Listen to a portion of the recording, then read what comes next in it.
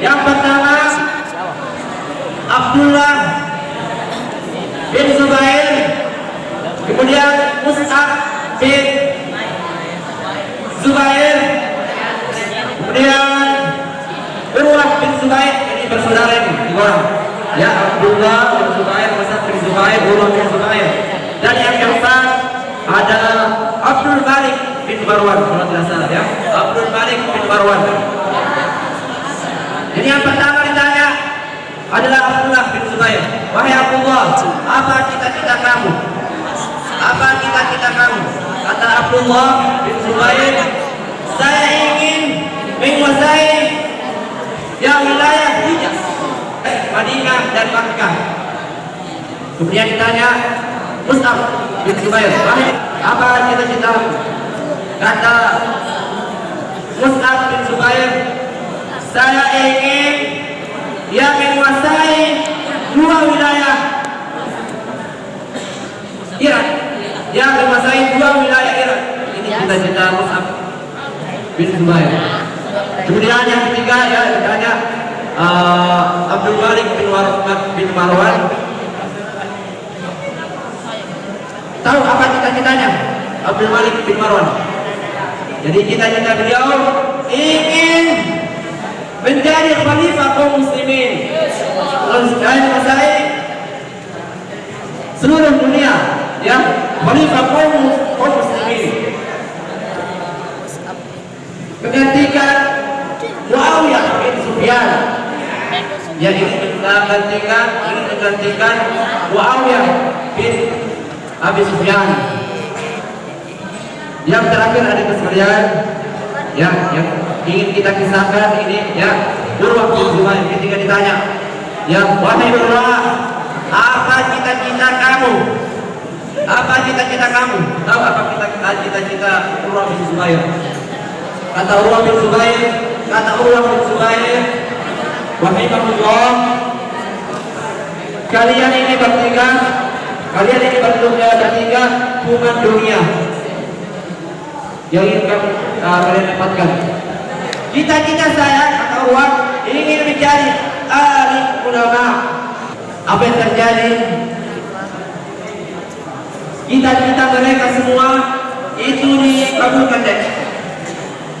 Ya, doa-doa mereka itu dikabulkan.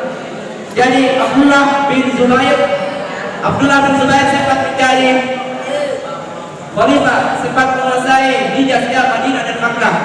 Mus'ab juga sempat, ya, Mus'ab bin Zubair sempat menguasai dua wilayah Irak. Dan siapa tadi? Abdul Malik bin Marwan sempat juga menjadi khalifah kaum muslimin setelah Muawiyah bin Abi Sufyan. Dan Urwah bin Zubair, alhamdulillah Allah kabulkan doanya. Allah wujudkan cita-citanya menjadi alim ulama. Masya Allah, menjadi alim ulama.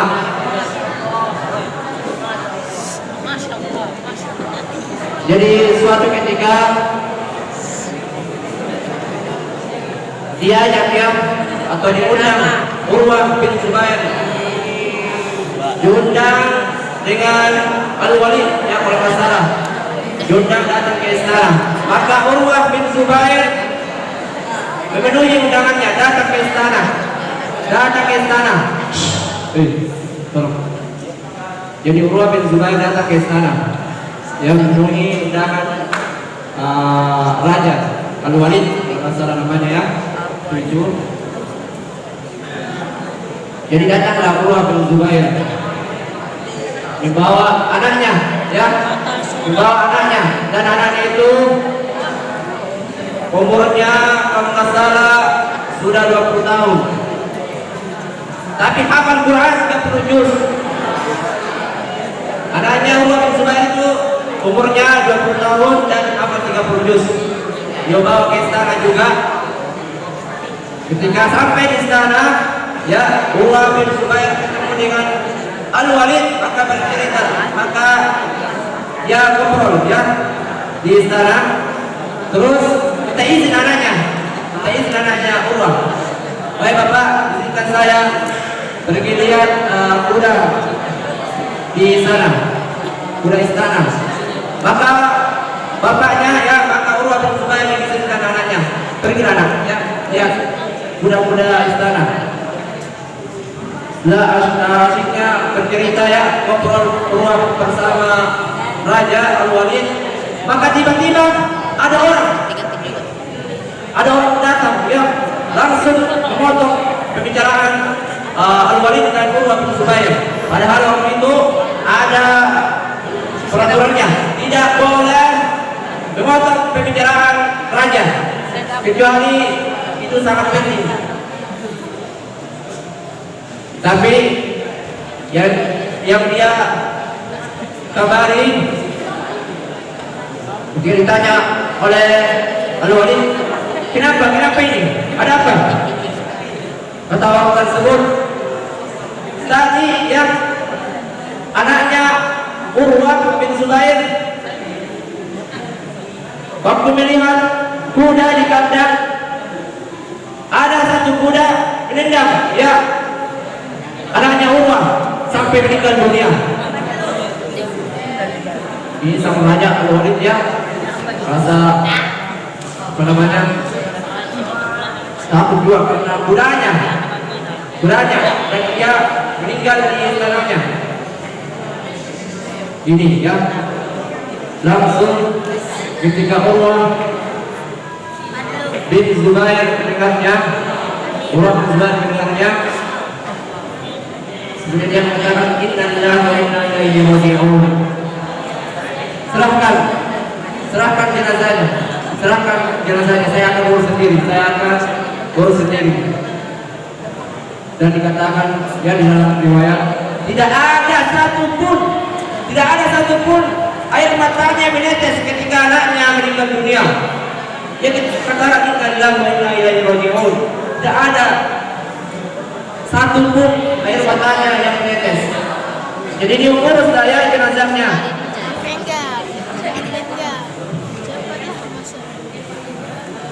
Apa yang terjadi ketika setelah dikuburkan anaknya Urwah bin Zubair ya, setelah dikuburkan, yang terjadi hari diuji Urwah bin Zubair itu kakinya tiba-tiba bengkak dan busuk ya. Maka dibawalah Urwah bin Zubair ke istana. Maka Al-Walid ya, raja itu memanggil tabib ya, panggil dokter untuk menyembuhkan kakinya Urwah. Maka datanglah tabib ya di istana. Kata Al-Walid, bagaimana ini kakinya Urwah? Apa kata sang dokter? Ini tidak ada cara lain kecuali diamputasi. Tahu amputasi? Dipotong. Tidak ada cara lain kecuali dipotong ini kakinya Urwah. Karena kalau tidak dipotong itu akan menyebar ke seluruh tubuh. Makanya harus cepat-cepat dipotong. Apa kata Urwah bin Zubair? Dengan sabarnya, dengan tenangnya, silakan potong kaki ini. Potong kaki ini. Beliau luar biasa sabarnya. Tapi kata tabib ya, pengalaman saya, kalau ada orang yang dipotong kakinya itu harus minum khamar dulu, harus minum ballo dulu, harus minum miras dulu, harus mabuk dulu orang. Kata Urwah bin Zubair harus menolak. Saya tidak mau. Selama saya hidup tidak pernah saya sentuh leher saya minuman keras, tidak pernah saya sentuh ini leher saya ballo, khamar, tidak pernah. Jadi saya tidak mau. Nah itu ya, tabib yang manggil orang yang besar badannya, sekitar berapa orang itu dia panggil. Kata Urwah bin Zubair, ini mau ngapain? Kata Thalib ya, itu Tabib ya, untuk memegang Anda ketika dipotong kakimu. Apa kata Urwah bin Zubair? Tidak usah. Untuk apa? Saya tidak mau. Kata Urwah bin Zubair, begini saja. Ketika saya sedang berzikir, yang baca zikir, ketika wajah saya ini sedang merah, maka potong kaki saya. Kemudian Urwah bin Zubair berzikir, ya, berzikir, subhanallah, walhamdulillah, wa la ilaha illallah, wallahu akbar. Ya ulang terus, subhanallah, walhamdulillah, wa la ilaha illallah, wallahu akbar. Kata tabib ya, saya langsung lihat ya wajahnya Urwah itu merah, maka saya segera potong kakinya. Potong kakinya, diamputasi kakinya Urwah bin Zubair. Maka terpotonglah kakinya Urwah bin Zubair sambil berzikir terus, subhanallah, walhamdulillah, wa la ilaha illallah, wallahu akbar. Setelah itu dia tanya Urwah bin Zubair, sudah selesai dipotong, tapi masih ini ya mengalir darahnya. Untuk supaya darahnya tidak mengalir, maka diturun kakimu harus diturunkan di minyak yang mendidih, minyak yang panas. Kata Urwah bin Zubair dengan sahabat dengan tenangnya, silakan. Luar biasa apa yang terjadi dek ketika diturunkan kakinya Urwah di air mendidih atau minyak yang mendidih. Ya sempat berteriak, manusia sempat berteriak Urwah bin Zubair, langsung pingsan, sampai pingsan.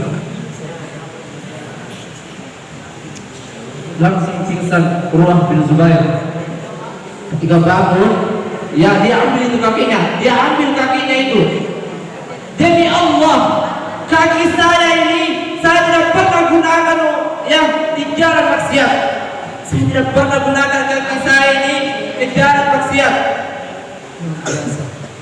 Ulama ya dikatakan dalam Al-Quran, innama yakhshallah min ibadihi ulama.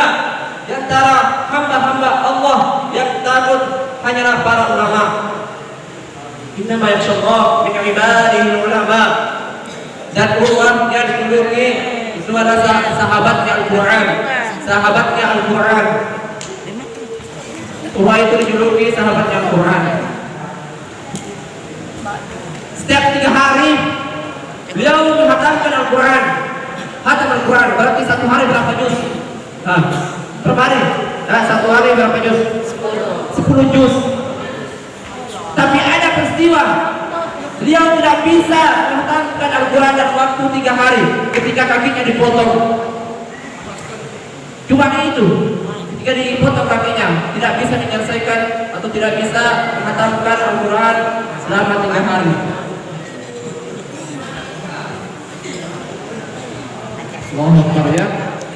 Kesabarannya, besarnya ujian yang beliau dapatkan Urwah bin Zubair. Tapi beliau punya kesabaran yang tinggi. Jadi tatkala beliau diantarkan pulang ke Madinah, dan menjumpai keluarganya, Urwah berkata sebelum ditanya, ya. Jadi Urwah berkata sebelum ditanya, janganlah kalian risaukan apa yang kalian lihat. Allah Subhanahu wa Ta'ala telah memberiku 4 orang anak dan berkehendak mengambil 1. Kata Urwah bin Zubair, maka masih tersisa 3. Puji syukur baginya aku dikarenakan 4 kekuatan. Lalu hanya diambil 1, maka tersisa 3. Puji syukur baginya, dia mengambil sedikit dariku dan masih banyak yang ditinggalkannya untukku. Bila dia memuji sekali kesehatan yang dia kenakan masih lebih banyak dan lebih darinya. Ini kata Urwah bin Zubair.